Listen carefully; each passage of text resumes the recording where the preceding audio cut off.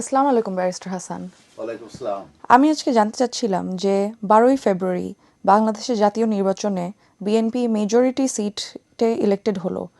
এখন আমার প্রশ্ন হলো, যারা ইউকেতে অ্যাসাইলাম বেসিসে অলরেডি অ্যাসাইলাম পেয়েছে বা যাদের অ্যাপ্লিকেশন এখনও পেন্ডিং, তাদের কি কনসিকুয়েন্সেস ফেস করতে হতে পারে? এটা কিন্তু একটা ভেরি ইম্পর্টেন্ট কোশ্চেন, কারণ আমরা জানি যে 12 ফেব্রুয়ারি 2026-এ বাংলাদেশে জেনারেল ইলেকশন হয়েছে এবং সেই জেনারেল ইলেকশনে বাংলাদেশ ন্যাশনালিস্ট পার্টি বিএনপি তারা কিন্তু সংখ্যাগরিষ্ঠতা পেয়েছে এবং তারা সরকার গঠন করতে যাচ্ছে। তো এখন যে প্রশ্নটা আসছে, যেসব অ্যাসাইলাম সিকাররা এখানে এসে অ্যাসাইলাম সিক করেছিল এবং তাদের অ্যাসাইলাম অ্যাপ্লিকেশন গ্রান্টেড হয়েছিল এবং যারা রিফিউজি স্ট্যাটাস পেয়েছিল, এই বিএনপি যখন পাওয়ারে যাচ্ছে এরপরে তাদের কি কনসিকুয়েন্স হতে পারে।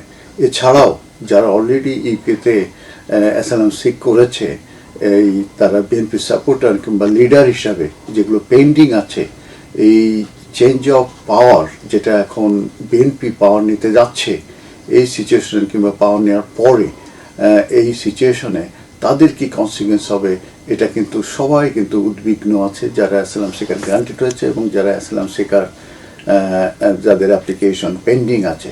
তো সেটা নিয়ে আসলে আইন কি বলে কিংবা কি হতে পারে এবং কি কনসিকুয়েন্স হতে পারে, সে বিষয়টা আমি একটু ডিটেলস আপনাদের সঙ্গে শেয়ার করব। তো বেসড অন পলিটিক্যাল ডেভেলপমেন্টস, যেটা বাংলাদেশে এই মুহূর্তে আমরা দেখতে পেয়েছি যে বাংলাদেশ ন্যাশনালিস্ট পার্টি তারা কিন্তু একক সংখ্যাগরিষ্ঠতা পেয়ে তারা কিন্তু সরকার গঠন করতে যাচ্ছে। অতএব বিএনপির যে সাপোর্টার যারা এই অ্যাসাইলাম ক্লেম করেছেন দ্য ইউকেতে, এবং বিএনপি এই ইলেকশন ভিক্টরির কারণে তারা কিন্তু তাদের কিন্তু ফেস করতে হবে সেটা হচ্ছে ইনক্রিজড স্ক্রুটিনি, এবং ক্রমশ যেটা দেখবে সেটা হচ্ছে যে তাদের আদৌ প্রোটেকশনের প্রয়োজন আছে কি না। এবং আরেকটা জিনিস হোম অফিস দেখবে যে তাদের হায়ার প্রবাবিলিটি আছে কি না, তাদের যে এই অ্যাসাইলাম ক্লেমের যে এটা কিন্তু হায়ার প্রবাবিলিটি থাকবে তাদের অ্যাসাইলাম ক্লেমটা রিফিউজ হওয়া, এবং তাদের যে স্ট্যাটাস আছে সেটাও কিন্তু রিভোকড হতেও পারে। তো এখন আমি ব্রেকডাউনে যাব যে এই পাওয়ার শিফটের কারণে, দ্যাট মিনস বিএনপি ক্ষমতায় যাওয়ার কারণে আসলে কি হতে পারে। তো প্রথমেই যেটা আসছে সেটা হচ্ছে reassessment of well founded fair. তো সেক্ষেত্রে লস অফ ক্রেডিবিলিটি রিস্ক হতে পারে। তো মানে অ্যাসাইলাম সিকার যারা গ্রান্টেড হয়েছে এবং যারা গ্রান্টেড হয়ে থাকে, সেটার যে মেন যে বেসড সেটা হচ্ছে যে well founded fear of persecution. That means তার কান্ট্রি অফ অরিজিনের life was in danger and on return is life will be in danger, এবং সেই টেস্টটাকে বলা হয় well founded fear of persecution.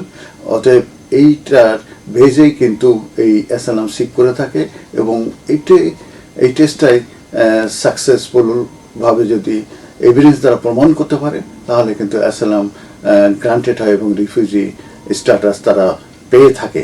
অতএব এই বিএনপি কিন্তু তারা প্রসিকিউটেড হচ্ছিল যখন আওয়ামী লীগ ছিল, কিন্তু সেই আওয়ামী লীগ কিন্তু no longer in power. Instead সেখানে আমরা কি দেখতে পেয়েছি, সেখানে হচ্ছে যে বিএনপি এখন ক্ষমতায় আসছে। অতএব এখানে যে core reason for asylum claim, যেটা ফেয়ার অফ দ্য স্টেট, সেটা কিন্তু আর এক্সিস্ট করছে না, সেটা কিন্তু সিজ হয়ে গেছে।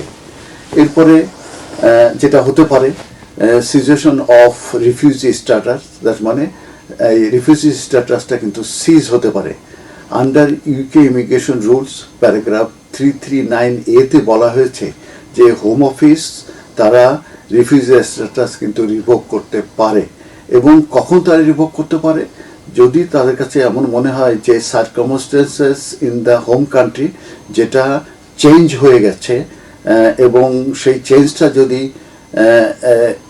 এমন হয় যে তাদের যে প্রোটেকশন সেটা আর তাদের প্রয়োজন নাই, that means protection is no longer needed, সেই সিচুয়েশন যদি হয় তাহলে কিন্তু ইউকে ইমিগ্রেশন রুলস কিন্তু বলেছে যে তাদের রিফিউজি স্ট্যাটাস কিন্তু সিজ হতে পারে কিংবা রিভোক হতে পারে। এরপরে যেটা আছে যে সুল প্লেস অ্যাক্টিভিটিস, অনেকের হয়তো এখানে অ্যাক্টিভিটিস আছে এবং তারা জড়িত আছে, এগুলো অনেক সময় কিন্তু কাউন্টে নেওয়া হয় যে তারা যদি মানুষে ফিরে যায় ফেয়ার অফ পারসিকিউশন আছে, তবে এটা কিন্তু এনাফ না টু প্রুভ যে তাদের রিস্ক ফ্যাক্টর কাজ করবে তারা যদি বাংলাদেশে ফিরে যায়। আর একটা জিনিস আমি সবসময় দেখেছি, যখনই shift in official shift of power হয়ে থাকে, তখন এখন বিএনপি যাচ্ছে এবং এর আগে ছিল অন্তর্বর্তীকালীন সরকার, অতএব এই ক্ষেত্রে কিন্তু এই অফিসিয়াল যে গাইডেন্স সেটা কিন্তু আপডেটেড হয়ে থাকে, যেটা কান্ট্রি পলিসি গাইডেন্স যেটাকে বলা হয়। তো হোম অফিস তারা আপডেট করবে তাদের কান্ট্রি পলিসি অ্যান্ড ইনফরমেশন যে নোট আছে CPIN, এবং সেটা রিফ্লেক্ট করবে যে নিউ পলিটিক্যাল রিয়েলিটিস। তাহলে বাংলাদেশের যে এই যে নতুন পাওয়ার চেঞ্জ হলো এবং বিএনপি যে ক্ষমতায় যাবে, এইটা কিন্তু তাদের এখন country policy and information note কিন্তু এটা রিফ্লেক্ট করবে। তো যে কারণে যেহেতু আওয়ামী লীগ আর ক্ষমতায় নাই সিন্স 2024-এ, এবং নতুন করে আবার 12th of ফেব্রুয়ারিতে ইলেকশনের মাধ্যমে যেহেতু বাংলাদেশ ন্যাশনালিস্ট পার্টি সংখ্যাগরিষ্ঠতা লাভ করেছে, অতএব তারা ক্ষমতায় যাচ্ছে, সেই ক্ষেত্রে এটা বোঝা যাচ্ছে যে বিএনপি যে সাপোর্টার যারা আছে তারা কিন্তু পারসিকিউশন ফেস করবে না, তারা ওই বাংলাদেশে যদি ফিরে যায় এবং সেটা তাদের মানে গভর্নমেন্টের মাধ্যমে কিংবা স্টেটের মাধ্যমে, তার মানে বিএনপি যাওয়ার পরিপ্রেক্ষিতে বিএনপি সাপোর্টাররা তো আর বিএনপির দ্বারা পারসিকিউটেড হবে না। অতএব এটা কিন্তু খুব কঠিন হবে অ্যাসাইলাম সিকারদের জন্যে যে তারা তাদের ফিউচার রিস্ক কাজ করবে তারা যদি বাংলাদেশে ফিরে যায়। আর আরেকটা জিনিস আমরা দেখেছি যে ইউকে কিন্তু সাইন করেছেন এগ্রিমেন্ট উইথ বাংলাদেশ, এবং সেই ক্ষেত্রে যেসব ফেল অ্যাসাইলাম সিকাররা আছে কিংবা যাদের লিভ টু রিমেনের কোনো পারমিশন নাই, তাদেরকে কিন্তু খুব সহজেই তারা রিমুভ করতে পারবে টু বাংলাদেশ, বিশেষ করে ফেল অ্যাসাইলাম সিকার যারা আছে তাদের উপরে। আর পার্সোনাল রিস্ক ফ্যাক্টরে একটা ব্যাপার থাকে যে যদি কোনো ক্লেমেন্ট, তবে আমি যেটা বলেছি তার কিন্তু দুইটা এক্সেপশন আমি আলোচনা করব, যে এই দুটো এক্সেপশনের ভিতরে যদি কেউ পড়ে তারা কিন্তু fair of well funded fair of persecution পড়বে, সেক্ষেত্রে কিন্তু তাদের অ্যাসাইলাম সাকসেস হতে পারে। সেটা কি? সেটা হচ্ছে পার্সোনাল রিস্ক ফ্যাক্টর যদি কাজ করে এবং সেটা যদি political application, general political application ছাড়া যদি অন্য কোনো ফ্যাক্টর থাকে এবং সেটা যদি প্রমাণ করতে পারে যে তারা এই পারসিকিউশন ফেস করবে স্পেসিফিক কোনো কারণে, সেটা লোকালাইজড কোনো থ্রেট হতে পারে কিংবা পার্সোনাল কোনো ভেন্ডেটা হতে পারে, বা যা লোকাল ফিগার, সেই সব কারণ যদি কখনো তারা প্রমাণ করতে পারে কিংবা যদি তারা টার্গেটেড হবে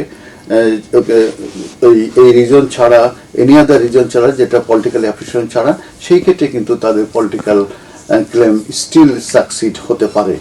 আর আরেকটা যেটা বলবো, ইন কনক্লুশন আমি যেটা বলবো সেটা হচ্ছে যে ভিক্টোরি অফ দ্য বিএনপি এটা রিমুভ করছে দ্য প্রিমিজেস, সেটা যে স্টেটরা কিন্তু প্রাইমারি পারসিকিউটর হিসাবে আর থাকছে না, যেহেতু বিএনপি মূলত এখন ভিক্টোরি পেয়েছে, যে কারণে এটা মোর ডিফিকাল্ট হবে ফর অ্যাসাইলাম সিকারদের জন্য আর্গু করা যে রিটার্নিং টু বাংলাদেশ এটা কনস্টিটিউট করবে well founded fear of persecution, যে কারণে তাদের অ্যাসাইলাম ক্লেমগুলো কিন্তু রিফিউজ হতে পারে। ধন্যবাদ। ধন্যবাদ মিস্টার হাসান।